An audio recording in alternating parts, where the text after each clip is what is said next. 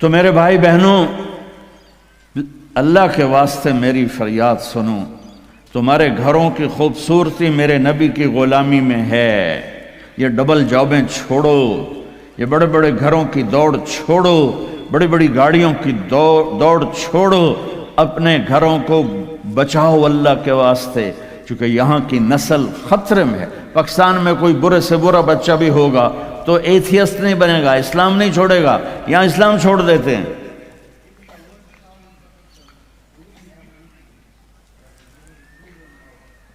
میں آپ کو اپنے گھر کی بتا رہا تھا، ایک بچہ مجھے ملنے آیا، کہنے لگا جی میں نے پورے پاکستان میں ٹاپ کیا ہے ایف ایس سی میں، اور جو ٹاپ کرتے ہیں وہ کنگ ایڈورڈ میڈیکل یونیورسٹی میں جاتے ہیں۔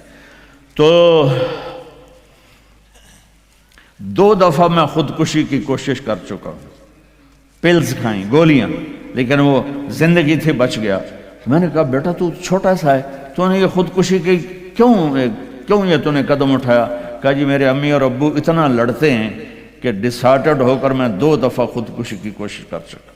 ماں اور باپ کی لڑائی نے اتنے بریلینٹ قابل بچے کو مرنے پر مجبور کر دیا۔ کوئی بھوک نہیں تھی، سوکھے تھے، اچھے خوشحال گھرانہ تھا، لیکن خامد بھی بد زبان، بیوی بھی بد زبان، تو بچے خودکشی پہ آ گئے۔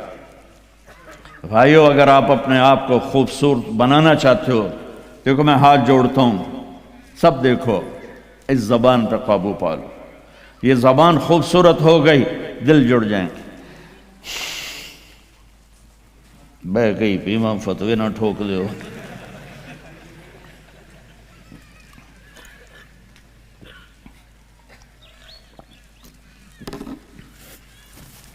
ہماری ایک دھوبن تھی ماسی شریفہ، 85 میں بیچاری فوت ہوئی، چھوٹا قد تو بڑی لڑاکی۔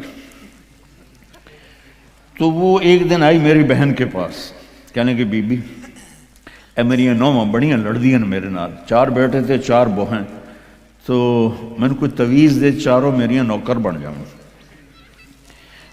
میری بہن کو تو پتا تھا کہ لڑدی تھا آپ ہے، تو اس نے نا اسے کاغذ پر کچھ لکھا کے نا یوں کر کے نا اسے تعویذ کو رول کر کے، کماسی شریفہ اے تعویذ ہے بڑا سانپ کے رکھڑ آنا، جب تیری لڑائی ہونے لگے تو نے یہ تعویذ ایتھے رکھ کے چک مار دینا ہے۔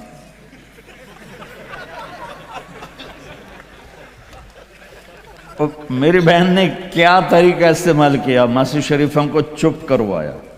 اب تعویذوں کا بڑا مانتے ہیں ہمارے دیہاتوں میں، تو وہ ہفتے بعد آ گئی، کہنے کہ بی بی تو بڑا چنگا تعویذ دیتا ہے، میری تو ساری لڑائی ختم ہو گئی، کیونکہ ماسی شریفہ چپ ہو گئی۔ تو میں نے یہ 2 تعویذ بنائے ہیں، ایک آپ مستورات لے لو، ایک آپ لے لو، جب لڑائی ہو تو چک مار کے بہ گئے کرو، آپ کی لڑائی ختم ہو جائے گی۔ ہائے ہائے، ارے میرے بھائی، قربان جاؤں اہل بیت کے اخلاق پر۔ امام زین العابدین کو گالی دینا نبی کو گالی دینا ہے۔ حضرت حسین جن سے نسل چلی، ان کو ایک آدمی نے گالیاں دی، ننگی، وہ یوں منہ کر کے بیٹھ گئے، ہائے ہائے ہائے ہائے۔ اس نے سمجھا کہ ان کو پتہ نہیں میں ان کو گالیاں دے رہا ہوں، تو وہ ادھر سے اٹھ کے سامنے آ کر کہنے لگا ایاک آنی، اور میں تینوں گالا کر رہے ہیں۔ آپ نے فرمایا وعن کا اغضی، اور میں بھی تجھے ہی معاف کر رہا۔ تو ایک دم قدموں میں گر کے پاؤں چومنے لگا کہ بے شک آل رسول کے اخلاق ایسے ہی ہوتے ہیں۔ میرے بھائیوں، اپنے گھروں کو اپنے نبی والی زندگی پہ لاؤ۔ میرا سر میرا ساتھ نہیں دے رہا، میں تفصیل ویسے بھی نہیں ہو سکتی، اشارہ کر رہا، اپنے نبی کی زندگی پڑھو، اپنے نبی کی زندگی پڑھو کہ آپ نے اپنے گھر کو کیسے چلایا، کس طرح آپ نے 11 گھروں کو نبھایا، 2 مہینے چولہا نہیں جلتا تھا اور بیویاں قربان ہو رہی ہیں، یہاں سب کچھ دے کر پھر بھی لڑائیاں ہیں، بچے برباد ہو رہے ہیں، نسلیں برباد ہو رہی ہیں، چھوٹی چھوٹی باتوں پر اڑ کر ہمارے استاد صاحب تھے مولانا جمشید صاحب، وہ ہمیں بہت زیادہ سبق میں فرماتے تھے، جو ہار مان جائے گا وہی جیت جائے گا، ہار مان جایا کرو، جھک جاؤ، جھک جانے، میرے نبی نے فرمایا جو جھک گیا اور معاف کر گیا، میں گارنٹر ہوں اگر اس کی عزت کم ہو تو مجھ سے آ کے لے لے، جو معاف کرے گا اللہ اس کی عزت بڑھا دے گا، جو بدلہ لینے پہ آئے گا پورے گھر کو توڑ کے رکھ دے گا۔ یہ چند روزہ زندگی ہے، میرے نبی کی 2 سنتیں لے لو، ایک زبان پہ قابو، یہ اس زبان پہ قابو پا لو، اس زبان پہ قابو پا لو، اس زبان پہ قابو پا لو، تو آپ کے گھروں کے 90% مسائل ختم ہو جائیں گے۔ اور دل کو سب سے صاف رکھو، اور اپنے ایک دوسرے کا ہاتھ بٹھاؤ، اپنے بچوں کو اپنی دولت سمجھو، ان کو یہاں اچھا مسلمان بنا کے چھوڑو۔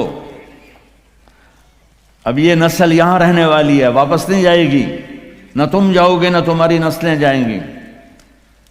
ایک پٹھان کوئی بیٹھا ہو تو پہلے معافی مانگتا ہوں، تو ایک پٹھان کا خرگوش گم ہو گیا، تو لوگوں نے افسوس کیا کہ خان جی آپ کا تو خرگوش گم ہو گیا، تو وہ کہنے لگا ارے بھائی غم نہ کرو، ہم نے اس کو نسوار کھلایا ہوا ہے، جب نشہ ٹوٹے گا ہمارے پاس ہی آئے گا۔ تو تمہیں آسٹریلیا کی نسوار لگی ہے، تم پاکستان واپس جاؤ گے؟ نہیں جاؤ گے، ادھر ہی رہو گے۔ لہذا یہاں اس طرح زندگی سیکھو کہ آپ کی نسلیں اسلام پہ باقی رہیں۔ میں اس ایسے اداروں پر محنت کرنے والوں کو سلام پیش کرتا ہوں، فضیل صاحب کو، عاصم کو اور وسیم کو، اور اس طرح جتنے بھی کوشش کر رہے ہیں۔ دارالعلوم گیا تھا، وہاں دیکھا تھا، جیسے ابھی اب انہوں نے اعلان کیا، ابھی ہر جگہ جب تم نے رہنا یہاں ہے تو یہیں خرچ کرو، یہاں ڈھونڈو کون زکوٰۃ کا مستحق ہے، اس کو زکوٰۃ دو، یہاں ڈھونڈو کون ضرورت مند ہے، وہ غیر مسلم بھی ہے تو صدقہ دو، زکوٰۃ مسلمان کو ہے، صدقہ دو، اوپر دو۔ زکوٰۃ دینے سے آدمی سخی نہیں بنتا اور بخیل بھی نہیں رہتا۔ رات بھی ان کے سکول آیا تھا تو یہ میں نے قصہ سنایا تھا کہ زکوٰۃ دینے والا ایک ہوتا ہے نا مرد، ایک ہوتی ہے عورت، یہ درمیان والا کون ہوتا ہے؟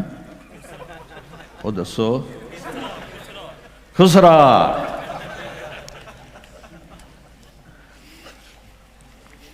تو زکوٰۃ دینے والے جو ہوتے ہیں نا وہ بخل سے نکل آتے ہیں، سخاوت میں جاتے نہیں تو وچکارلے بڑھ جاتے ہیں۔ تو صدقہ بھی دیا کرو۔ خسرو پرویز ایران کے بادشاہ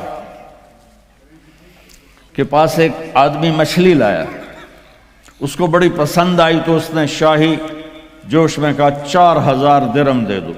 بہت بڑی دولت تھی، جسے $4000 سمجھو ایک مچھلی۔ تو اس کی بیگم نے اس کے کان میں کہا یہ کیا کیا ہے؟ دربار تھا کہ 4000 تم ایک مچھلی پہ دے رہے ہو تو خزانہ خالی ہو جائے گا، واپس لو اس سے پیسے اور مچھلی واپس کرو۔ انہوں نے کہا میں بادشاہ ہو کر پیسے کیسے واپس لوں، یہ تو ہو ہی نہیں سکتا۔ انہوں نے کہا میں بتاتی ہوں، تم اس کو بلا کے پوچھو بھائی یہ مچھلی کیا ہے، نر ہے یا مادہ؟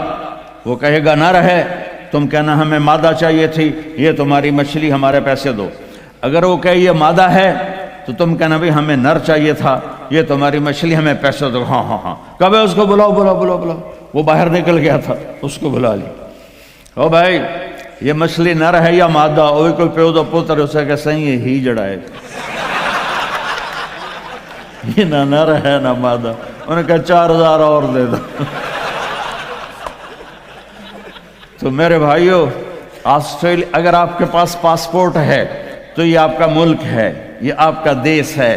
میں آپ کے سامنے ہاتھ جوڑتا ہوں، اسلام پہ حرف نہ آنے دو، جھوٹ نہ بولو، دھوکہ نہ دو، فراڈ نہ کرو۔ یہاں کی لڑکیوں سے اس لیے شادی نہ کرو کہ کاغذات بنانے ہیں، یہ دھوکہ ہوگا، فراڈ ہوگا۔ اور میرے نبی کا فرمان ہے میرا امتی ہر گناہ کر سکتا ہے، 2 کبھی نہیں کرے گا، ایک جھوٹ کبھی نہیں بولے گا اور ایک دھوکہ کبھی نہیں دے گا۔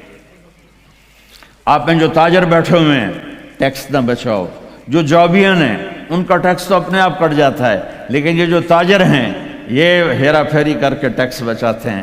تو میں آپ کے سامنے ہاتھ جوڑتا ہوں، سچائی پر پیسہ قربان کر دو، پیسے پر سچائی کو قربان نہ کر دو۔ اگر تمہاری کمائی 1 لاکھ ہے تو 1 لاکھ شو کرو، اور اس کو جتنا ٹیکس بنتا ہے ادا کرو، اللہ تمہیں پتہ نہیں کہاں کہاں سے دے گا۔ دیکھو یہ لوگ آپ پہ لگاتے ہیں، آپ پر خرچ کرتے ہیں، آپ کا ہر سہولت کا خیال کرتے ہیں۔ آپ اسلامی ملکوں میں 50 سال بھی گزار دو تو آپ کو پاسپورٹ نہیں دیتے، آپ 4 سال گزارتے ہو آپ کو پاسپورٹ دیتے ہیں، آپ کو برابر حقوق دیتے ہیں۔ آپ ان کو دھوکہ دو، کسی کو بھی دھوکہ دینا حرام ہے، اور جو اتنے خیر خواہ ہوں ان کو آپ دھوکہ دیں اور ٹیکس بچائیں، کیا کرو؟ شادی پہ لٹا دیتے ہیں، شرابوں پہ لٹا دیتے ہیں۔ رزق حلال، شرابیں نہ بیچو، رزق حلال کماؤ، اللہ سے مانگو کہ اللہ میں توبہ کرتا ہوں میرے لیے راستہ نکال، اور پھر اس کی کوشش کرو، اللہ راستہ دے دے۔ آپ ان کے ساتھ وہ انگریزوں کے دور میں نا دلی میں ایک وہ پک پاکٹ والا تھا، جیب کترا، تو اس کا چیلا شام کو 2 روپے لے کر آیا، تو اس نے اس کو تھپڑ مارا کہ صرف 2 روپے سارے دن میں؟ انہوں نے کہا استاد جی آج ایک بڑا مال چرایا تھا، ایک انگریز کی جیب کاٹی تھی، لیکن 4 قدم چلا تو مجھے خیال آیا سبحان کہ اگر قیامت کے دن عیسیٰ علیہ السلام نے میرے نبی کو گلہ دے دیا کہ آپ کے امتی نے میرے امتی کی جیب کاٹی تھی تو میرے نبی کو شرمندہ ہونا پڑے گا، تو میں نے وہ پیسے اس کو واپس کر دیے، اور یہ 2 روپے اپنے دے کپے تو اس نے خوش ہو کر اس کو 10 روپے انعام دیا۔ تو بھائیو دیکھو کل قیامت کے دن اپنے نبی کو شرمندہ ہونے نہ دینا کہ دھوکہ، فراڈ۔ نوجوان شادیاں کرتے ہیں کہ پیپر بن جائیں، ریئل شادی کرو ٹھیک ہے، لیکن پیپر بنانے کے لیے اللہ کے واسطے ایسا دھوکہ۔ اب تاجر ہو اللہ کے واسطے ٹیکس نہ چراؤ، یہاں کے قانون کی پاسداری ان سے بھی زیادہ کرو۔